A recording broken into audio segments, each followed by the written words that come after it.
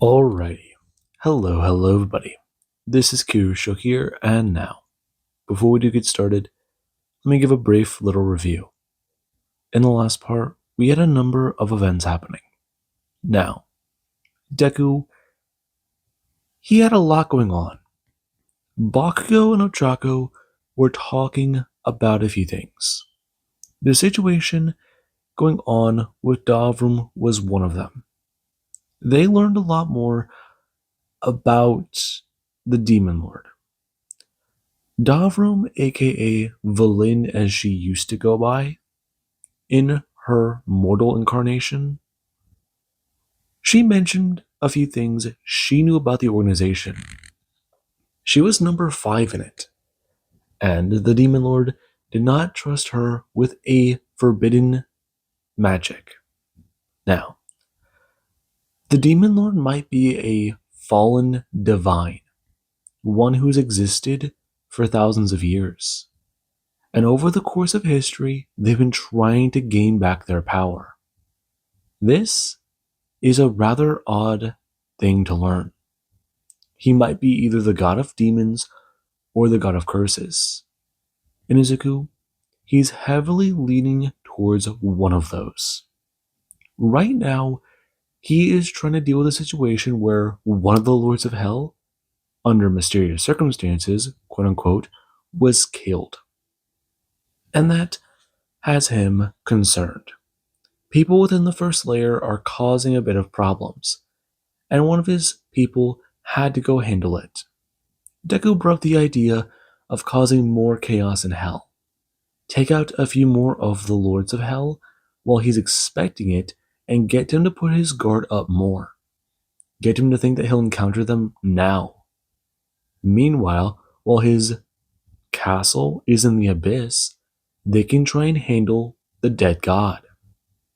Figure out the situation there, and hopefully cut off that resource to him.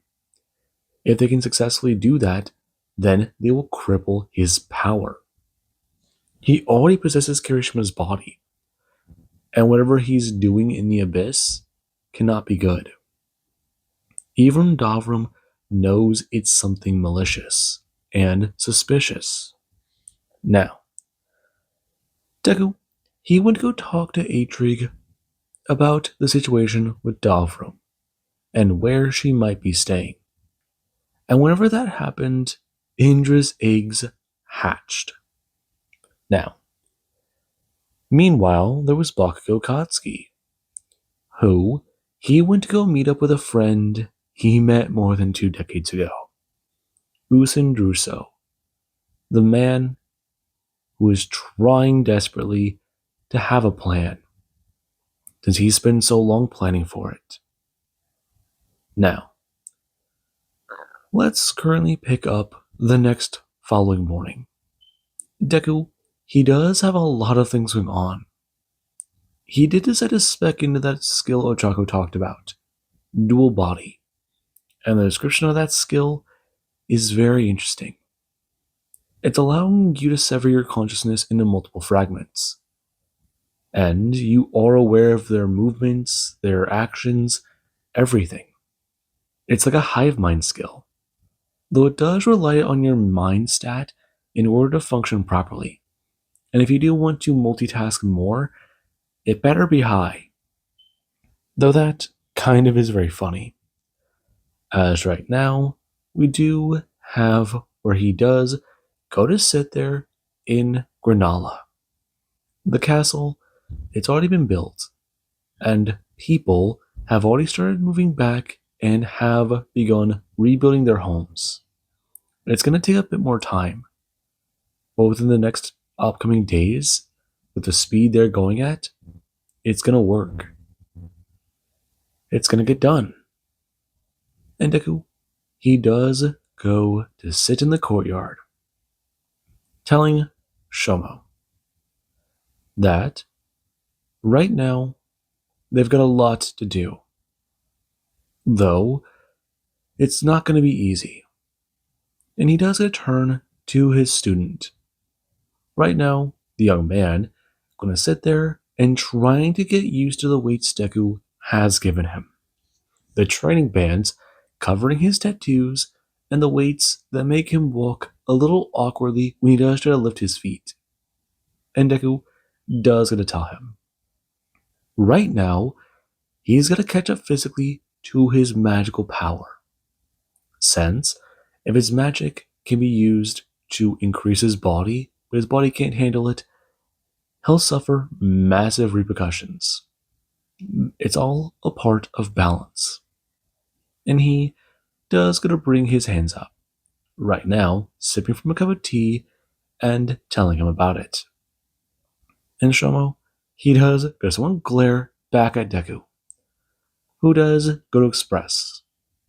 If he does need to, then he can do a lot more. I've been doing this for about an hour. You have.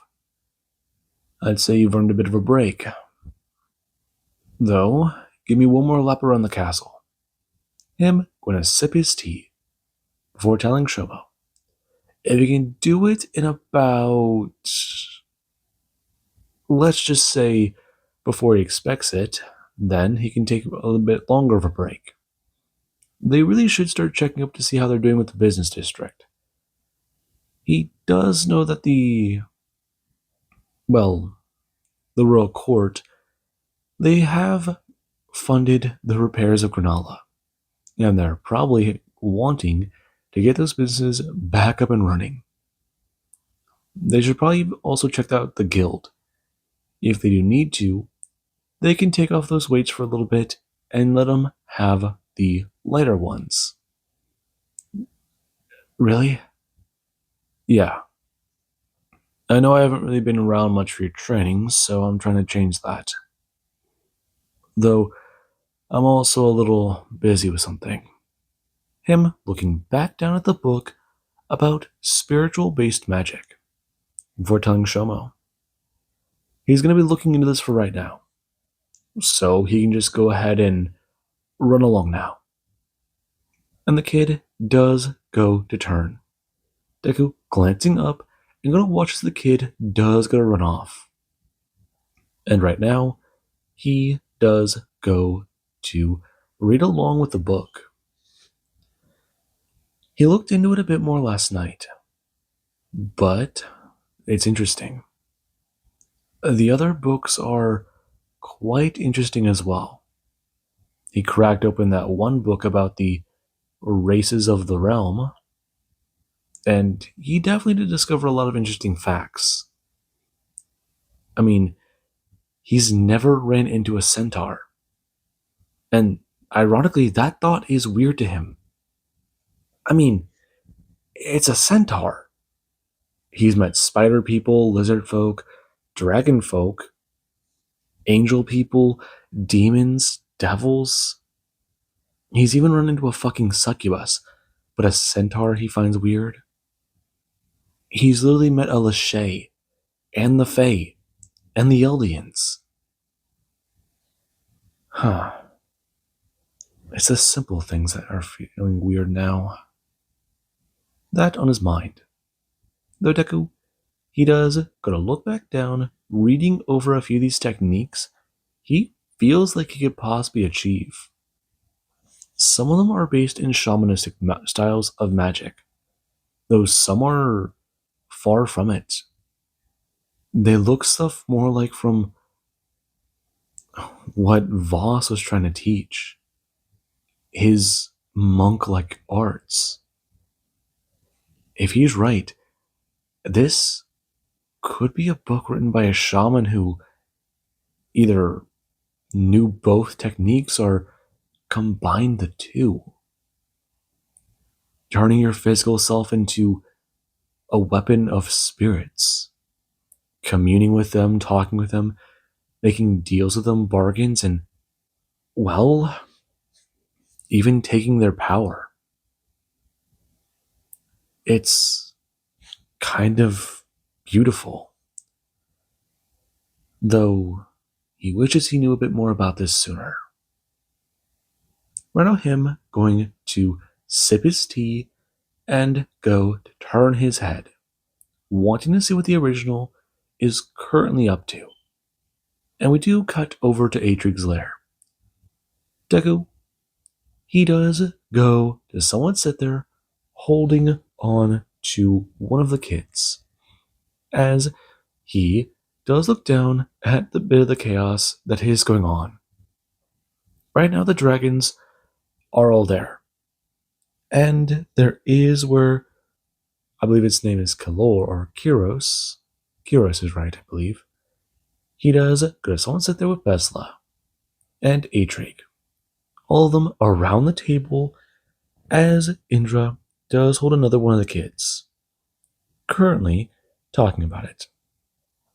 As we do have where Halsey does gonna mention it. As she still can't believe it. Oh, what was that? Less than a month? I mean, she's never heard of eggs hatching that fast. Yes, this is a rather interesting predicament. And they do mostly contain human, correct? I'm not certain of all this. Izuku, you did mention before that your blood has become magical. I have. It's a trait I've gained. I guess you can call it a mutation. I mean, I'm basically a dragonkin at this point. Though, I'm not sure. But it's incredible. Him going to look down at his son. White hair and red eyes. His face covered in scales, beginning to grow horns. I mean, this is his son. This incredible feeling is running through him. Pride. Happiness. And something else. Something else that just seems there. Kind of. It's kind of like static. He can kind of feel it, but he can't understand it. It just feels like it's pressing into him, but he doesn't know why. He can't tell why it's there. And he does goes on stare into the face of his own son. As the kid does bring up his clawed hand and go to somewhat smack Deku in the face. And he does a pull away before holding the kid out. Before he does a smile down at his kid. Before he does go to pass him off over to Atrig. And the man, he does so delicately go to grab his own grandson. As he does a turn. Right now, a young man going to sit down. Before he does go to talk about it, it's still a very interesting thing. Yes, it is. Deku turning to Telor, or Tilo. Terlo? Yeah, Terlo. And expressing. It does seem to be rather odd. But still. I mean, it happened. Yes. But, other than this being a social visit, has there been much going on, Izuku? There hasn't been much. Right now, one of my doubles is doing some research. He's down in the library. The others are out. Are they now? Yes.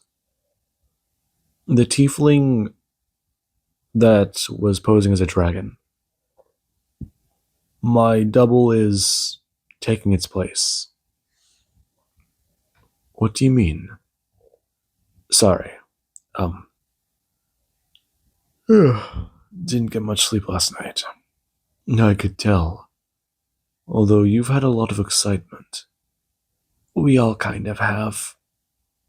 Though, I really do think that we should put down the kids for a nap. So what did you name them?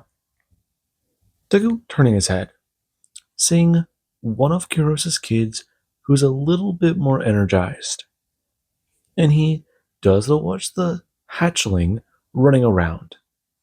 As Deku does turn back to the question,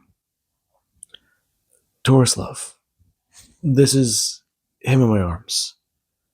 Atrig has Eros, and that's, well, Indra. This is the only girl. She kind of looks a bit like me. Her looking down and smiling. And Deku, he does to catch that. She looks down at her own daughter, and she seems happy. Though there is a small frown there, a sadness. She's Philelro. Really? Incredible. So, when do you think they'll be able to fly? I'm not sure. But maybe soon? I don't really know how this will work for them. I mean, they're about, I don't know, gonna be, well, their growth was fast, and is this normal, Dad? I'm not certain of this. As far as we've been aware, halflings have never had children. I don't have information of it, and I would be hard pressed to assume Izuku does as well. From what my skills told me now, they don't. It's rare, though, that there's any information about them at all. Yes. Usually people will try to kill them, or they'll try and use their bones in rituals to make people immortal. That's ridiculous. It does happen. I've heard of it. Yes, well, I believe that is just simply stories to tell your hatchling when they roam too far towards the cities. You may be killed and sold as a hide, but I don't believe that they would use you for rituals. That may be something more taken out of turn. I'm not going to be sold to a wizard for potions. I doubt they do that. Though, probably some other nefarious means. The minds of humans are mysterious and terrifying. They can be.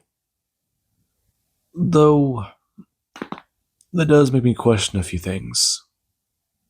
Like, well, I have one of my doubles in the Hells, and I'm curious about. I don't know how to phrase the question, so I'll have to just come out and say it. What was. Do you have any information about what the world was like when you were born? I know I mentioned meeting another dragon, a red with scars. You said that people were worse to each other. You seemed bad. That is correct. You may have had a run with my sister. Right now, Valin stepping back into the room and setting down some plates. Her taking a seat and looking a little less tense than yesterday, as she does go to set on a pot of tea and turn. Right now, asking if anyone would like something to eat, since there is still more in that strange device over there. It is a cold box. I saw the enchantments. I am not soft scaled, though those ones are. Her looking over at the little ones. And she does give Torslov a strange look, staring particularly at his hair. And she does get someone ask a question. Oh, why exactly is that one's hair white? I don't know. I just assumed it was part of it. I mean, why is your hair blue? Because I chose it. But that is a. Hmm. Her staring at the kid. And Deku, he does this one slightly narrow his eyes towards her, though she does go look down and express. She's simply trying to understand that. It could be a physical mutation. This could be a first of its kind.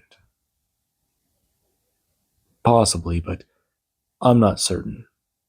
Us cutting back over to Granala, where right now, after Shomo had his run, they did go strolling into the city and going over a few things. A lot of the Onis and Knights are helping in the rebuilding efforts, along with many of the locals as they do to pass by. Right now, Deku going to walk past another version of himself that is a pull on a carriage, a particularly large one that does carry a lot of lumber.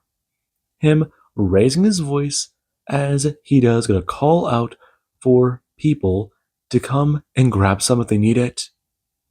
As he's also got plenty of nails, and a rune carver will be coming by if they do need it.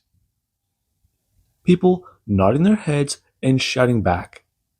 Right now, two people behind Deku pulling a cart and someone going to raise up a horn. Them roaring the same thing that Deku said. And many people, they do go to rush over to the cart that does go to stop, getting what they need and going to go back to work. And there is where Deku is even going to pass by some mages who are helping out. Them adding the walls back to stone into their houses and talking with some of the people here. Now, Deku, he does go to step into a large building. Where right now, he does go to step into the area that looks more like a giant dojo. Though it does also somewhat seem a bit too big. It might as well be a house. But he does see a lot of different people training. Some going over different techniques and going to fight each other. And he does see some of the younger members of the clan going to spar with each other and try to fight. Right now, him turning to Shomo and talking about it. He doesn't exactly have a sparring partner who's on the level with him. So, this is the next best thing. In fact, he thinks this might be more beneficial for him right now. They're going over a lot of the basics. But it's good to train with someone who might be around his level. And everybody, they do get to somewhat turn whenever the man trying to give them instructions does turn his head, staring at Deku. Not saying a word, his eyes do gleam with a challenge. The man making his way over as Eridos does go to step away from somebody. Her making her way back over and going to rush into Deku's arms. Right on him, going to pull her into an embrace. Before she does, go someone look up at him and smile, turning back to the man, who does stare at her for a second and then going to look back at the younger man. Him going to bring a hand up to shake Deku's hand. The two clasping wrists and arms. Before the man is going to ask, what does bring him by? He heard tale that he may be coming here, but he did not believe it. A few things. Though I believe you've met Eridos. Yes, the prize of the hunt. Many have talked with her. Though she has told stories, I believe, or tale. Is it true that you've beat a Tarask? Yes, with help. But those creatures do not exist. I can assure you. You've all been my witness. They are very real. They are very real. But that's only one of the other concerns we do currently find ourselves with. I see. Well, what may I help you with today? I've heard you've bested one of our other, well, younger recruits. He was still cleaned of wounds. I understand your meaning with this. Right now, I'm actually here to teach my apprentice here, Shomo, a few things. And the man, he does go to stare at Deku for a solid few seconds. Deku, hearing the room, go to erupt with some mutterings of a few people. And Shomo does as someone squirms his tail, does swish behind him, feeling right now like he is trapped in a room he really does not want to be. And Deku does go to bring a hand up, expressing. The young boy is gifted with magic, and he does know a form Deku is proficient in highly.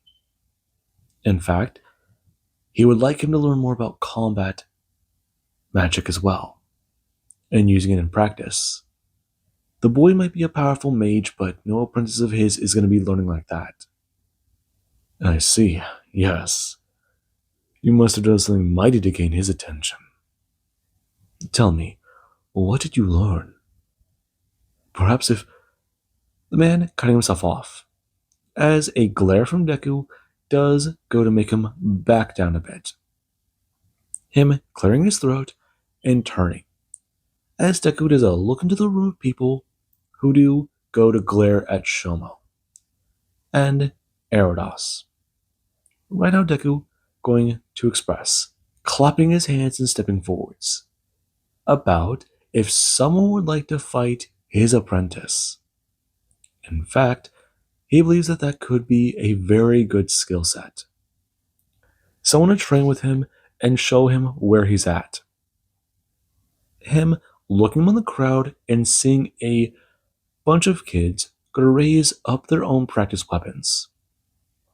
And Deku, he does get a turn to a few of them, evaluating their stats and going to turn back to Shomo, looking at him for his turn back. And he does see some who do go to emanate a little bit of that bloodthirst. They are roaring for battle.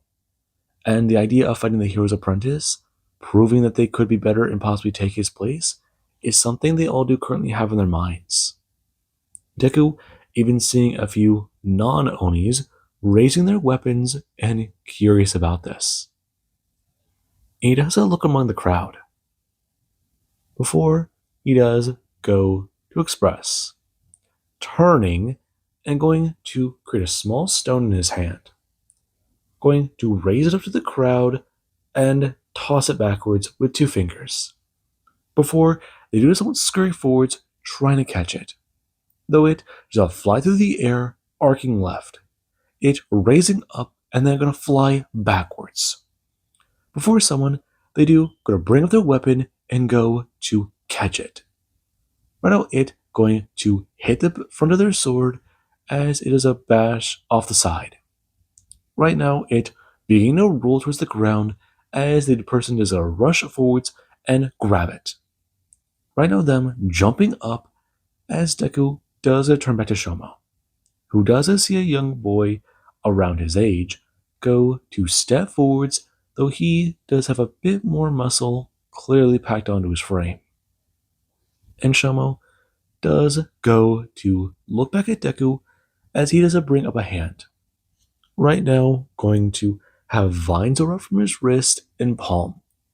It going to wrap around each other and go to make their way down into a staff, touching the floor as Deku does make it move upwards as well, stopping and going to pass it off to Shomo, who does stare at that surprised. He has nature magic. That is something he didn't know. Looking back at the young man, who does go to stare back at him.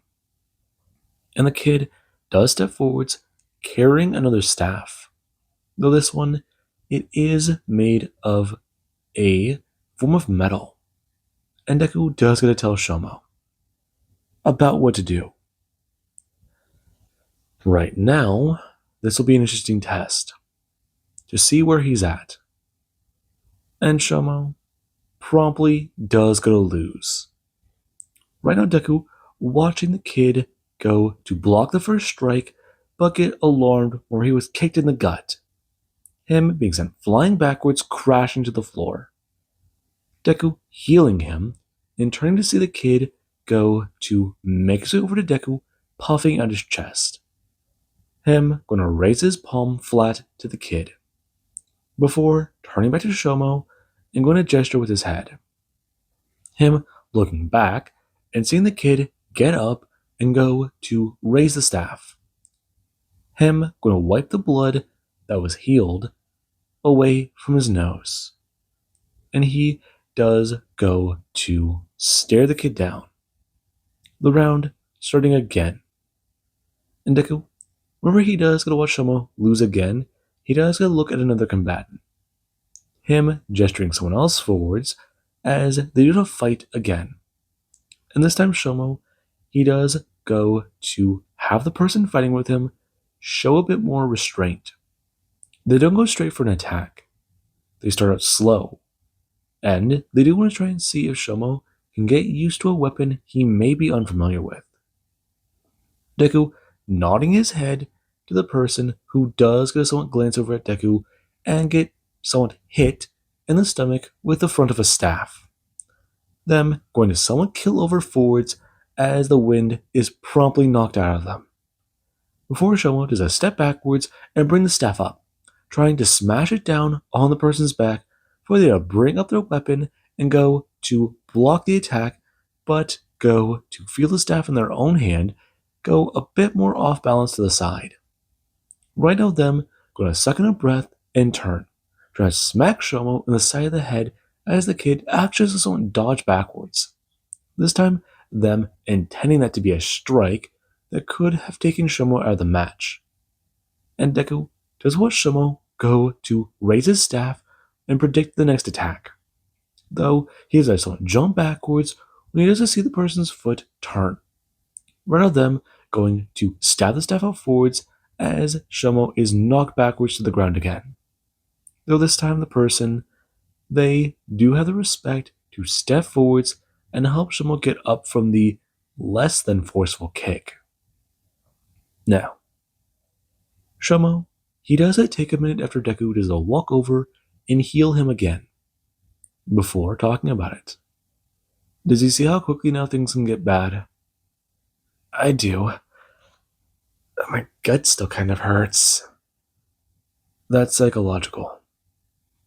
You did just lose pretty badly a few times. Right. But can we take a break? I'm starting to get really tired. That's your stamina. You still gotta train that. But do you see how quickly battle can go by? I do. It's pretty fast. Yeah. Prolonged battles are a lot harder, and your opponents tend to try and finish things quickly. I saw earlier that kid when we walked in, he has an opponent on the mat. He did? Yup. Kid over there still got a broken nose. They haven't healed him yet. Though the other person showed a bit more restraint. Your next opponent might be a bit weaker than you. But don't underestimate them. You don't know what they're capable of. Okay, I think I got it. Are you sure, though?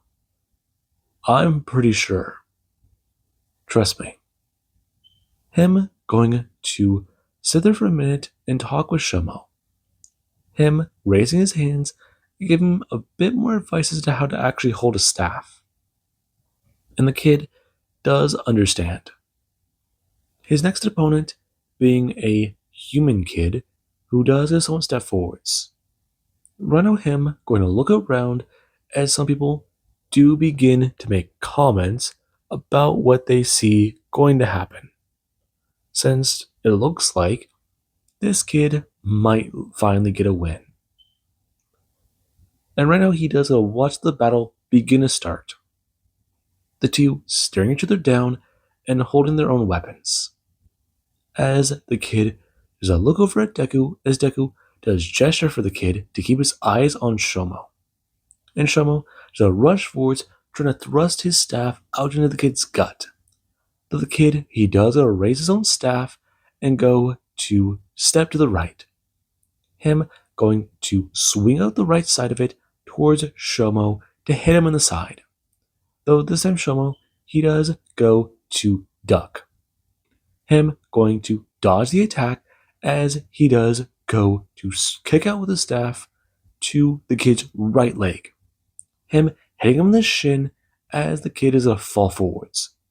Shomo going to raise his weapon as the kid is a drop his staff and grab at his leg. Before he does a hesitate and stand there with a weapon raised over his opponent. And he does a turn looking at Deku, who does go to tell him to stop with a gesture, stepping in and informing him. That was better. So, he did see the problem with that then. Yeah, I kind of did. I'm getting a lot better with his staff. It kind of reminds me of my mom's walking stick. And, well, her staff for rituals. I see. That's not bad then. If you're getting used to the weight, then that's good. But you still do need a little bit more practice. Okay, but I don't use a staff. Okay, and neither do I. It's good to know a weapon in case you might need it. Besides, you're not dead set on just having a knife, are you? I'm not. Good. Because if you are, you might deal with a lot more problems. Deku pulling his Tanto from its sheath on his waist, talking about it. Right now, this is one of the weapons he does bear. He specializes in it after he learned the sword. And there's also his Nodachi, him grabbing it by its sheath and going to pull it up, holding it out a bit to show Shomo. A lot of weapons exist in the world. Some I'm familiar with and some I'm not. Though, that's part of it. You need to be able to move, learn how to do things, practice footwork. Carrying a sword is more than just stepping to the right and left and thrusting a weapon, or just trying to throw it down like a club. It requires practice, technique, and patience. These are all things you're going to have to learn. A staff is a little easier, but just because it's easier doesn't think it takes as much practice. Well, it doesn't take as much practice. Sometimes it can take more. And that's if this weapon is not even enchanted. When it's enchanted, they can do a hell of a lot more things. Deku pulling the staff from his inventory. And everyone does a watch on. As a staff, it does have the strange light glow out of it before the front of it does a shoot out into a giant lance. Deku pulling his hand back and grabbing the other end. Before it does a turn into a flattened blade that does go to sit there. Deku spinning it around in the air before he has to smash it down, and it does a turn into a regular spearhead. Him talking about it. Different weapons have different masteries, different handling. Now, with that said and done, him going to put the weapon away and go to pull out another, walking over to the kid that was Shomo's sparring partner, handing him out, putting his hand out to hand him something. And the kid is quite surprised when Deku does hand off a blade in a sheath, telling the kid he has room for improvement, and he's not bad. Takes a bit more time to dedicate himself to a weapon. He'll improve, nodding his head before glancing over to the others, and informing all of them. Being weak is not a problem. It is staying weak. Or do they not even know the ancestral words of their own creed? And some do just stare at Deku blankly before he's turned back, telling Shomo they're gonna go now. At least once a week, he's expecting him to come here and challenge somebody, be it his new friend or somebody else who might wish to challenge him. And depending on what happens, he will either have a test or he will give him a task he may not like. Just remember, this was a good show of what he needs to do. Okay, and if I can win? If you can win, I'll think that you fought, let's just say, not a good enough opponent. Though, the fact that I just proclaimed you as my student, don't think that's going to be easy on you. Onis have a very delicate system. You might want to look over your shoulder. Him turning back to the other people in the room, and many of them are giving glares to the kid who is holding a dagger in his hand, one given to him by the hero of Granala. Though, whenever people do a turn noticing Shomo's glance at them, he does begin to be the receiver of those glares. This time him well aware as to what his master did. He just set him up to get beat up for the next couple of weeks. Every week. Well, that's not good. No. He can't think like that. He shouldn't think like that. He was able to beat somebody, but he got a lucky hit on the leg. The kid's not wearing armor, though neither are the others. Him watching a kid take a strike directly to the leg with a staff, and while he does go to visibly wince and nearly fall forwards, he does go to use the momentum to leap onto his other foot, him stepping in and tackling his opponent down to the ground. Him staring at that for a minute, before Deku does go to turn back and tell Shomo, right now they've got to go. Uh-huh. We're not gonna stay? No. Deku telling him, looking at him and expressing, though he can definitely stay if he would like, but he's fairly certain he would probably like something to eat for lunch too, though. Or is he wrong on that too? And Shomo, he does a somewhat nod, well aware that the day of training has made him quite hungry. Though he does see Deku somewhat turn and look off like he's staring at something else for a minute. And he does a somewhat laugh whenever he does go to look back at Shomo, telling him, right, sorry. Where were they? Are you okay? Kind of. It's a little hard to explain right now. So if I just say that I'm reading a book and it's not going well. What do you mean? It's a little difficult.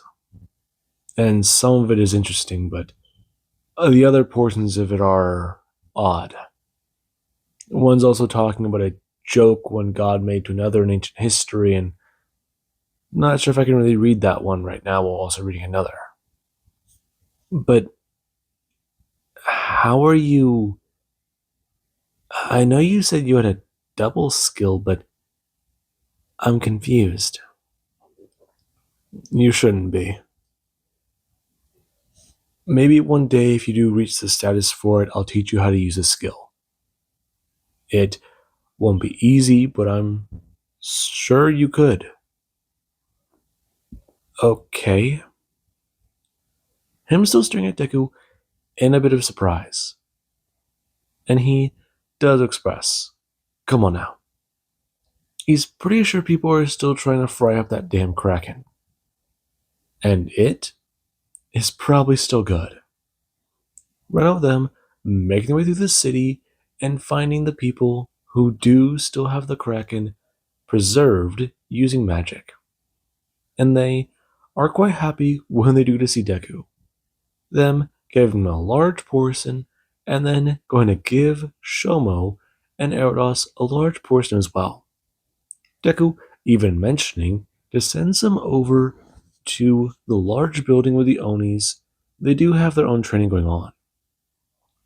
And the man, he does nod his head, turning and shouting to a group of people about what exactly to do, since they've got a lot of hungry people to feed. And right now, the two do to make their way back over to the new palace. And right now, when they do to sit down, Deku does begin to talk about it while eating. Right. This will definitely help his magical recovery. Hmm? Really? Yeah. Kraken's a pretty powerful monster. Hell, the amount of mana in it could probably get you full with one bite. So it should be fine. Are you sure? I thought if I absorbed too much magic, that could be bad.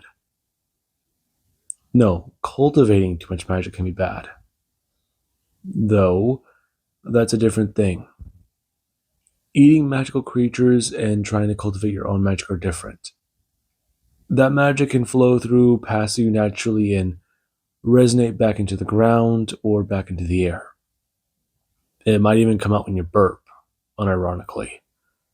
You still have a way to dispel it in some sort of way. But that will fade over time. Meanwhile, your own innate magic is something that doesn't leave you. It's constantly trying to top out at max. And with you trying to force way more into your body than you're trying to, that's a different story entirely.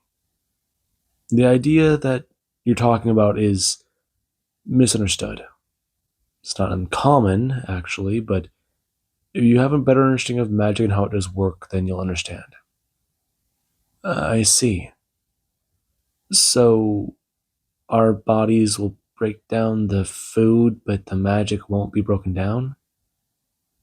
It'll fade? Kind of. You can receive magical benefits from it, but I'd suggest you just be careful. Though, if you do want, you could try to cast your magic in a different direction. Okay, but what should I cast? Something that takes magic? A fireball? You could certainly try, but do you know magic missile? Yeah, my dad told me about that one. You just kind of try to weave together magic, and boom. Him going to raise his hand.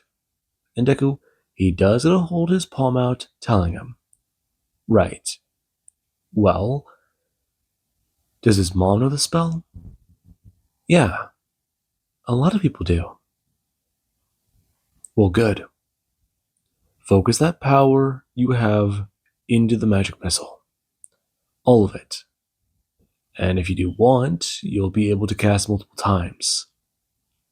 Really? If you do want, I'm just saying. Give it a try a few times and see how you feel.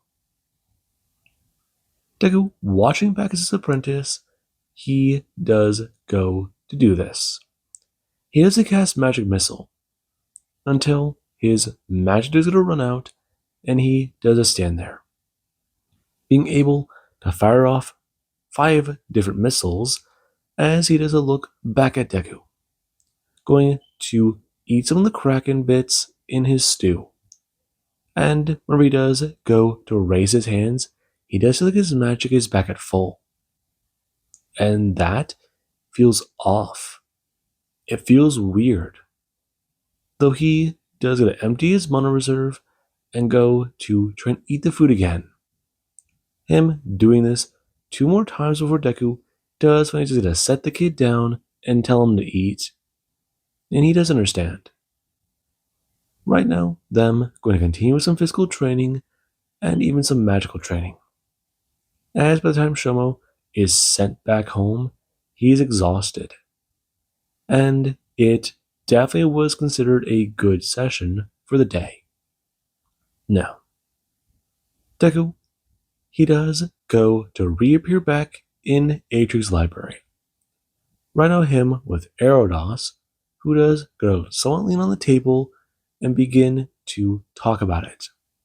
Deku looking at a few other versions of himself who all do just want to sit at the table, going over the books as one's talking about it. Yeah, they can't decipher the meaning of that one phrase. Though, this book is written in Celestial. Is it? Yeah. But that's not the weirdest part. Some of this stuff doesn't make sense. But the story about the curse, it's kind of interesting. Really? Yeah. I'd say so. A summary is Galore and another god. They had a competition and Galore won.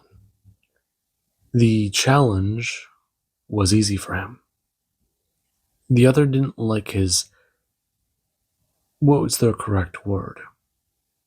Knowledge of it, if not his skill and proficiency with it. And as a reward, he gave him an artifact, something that imbued him with a curse. Shortly afterward, he went mad, and the rest is quite literally history. That is correct. Though, there's a bunch of other tales here of different gods. And the one I think we are facing might be the god of curses. In fact, some of these stories state the god of demons is the god of curses. These two might be very well the same person. Okay, but is there anything else about Galore? With his death, there is the fact that Alino couldn't properly claim his soul, so it might be adrift in his body. Lovely. So we're trying to find a god's soul. But that might be the only option we really have. If it's been the thing that's giving them forbidden magic, it could be there. Right. But does it mention anything else about like multiplanar existence, something like that? I mean, we know where its body is, but we don't know where its skeleton is. Its consciousness, its organs, its brain, its eyes, stuff like that. Where would its soul be? The room falling silent, as someone does speak up. Right now, them going to put the spiritual magic book back onto the table, turning and talking about it. Perhaps by trying to focus on the power of a divine, they could find out where it isn't. What do you mean? All versions staring at that one. And he does go to lean forwards on the table and talk about it. They all know that the gods seem to have a endless existence. In fact, magic seems to pour into them. There's a hole where something should be. So, them gesturing, and everyone, they do understand. By trying to get a sense for where something is, they can find out where it isn't. That just leads them with what? About all of existence to search? So, yeah, real nice way of narrowing it down. It's a start. Perhaps we get a lock on Glor's magic. We know where his body is, but going to the abyss might be too much of a danger. Searching other planes could be beneficial too. But I'm not sure what else we could do. Have we tried scrying his mana? No. We would need something of his. Right. Well, that's another thing. We would need to go there. I'm not certain of it myself, but that could be a challenge. With the operation going on in hell, we could try. Make an effort. But that's just that. It won't work. Maybe it will. Some of the techniques in here are what we're looking for. Some are far more advanced, and some are things that we really should have tried looking more into. I mean, just attempt to focus on it, and maybe we can do something. Perhaps so, but there seems like a problem that the original will have to deal with. And right now, I think we all know that we're at our wits' end. Yeah, kind of. Some going to agree, as one does talk about how they really should keep going. And people do to turn to that one sitting at the table. Him talking about how the history they do understand doesn't show much. Besides, there's still a lot of other things they've got to look through. But there's another thing. They haven't been able to find any mention of Nero. Nothing in history or anything like that. Nor have they found anything about planeswalkers. That's true. This book mentions one, but that's it. It's not Nero. That's a problem, though. From what we've found, it's basically nothing. Nothing that can help us. That's true.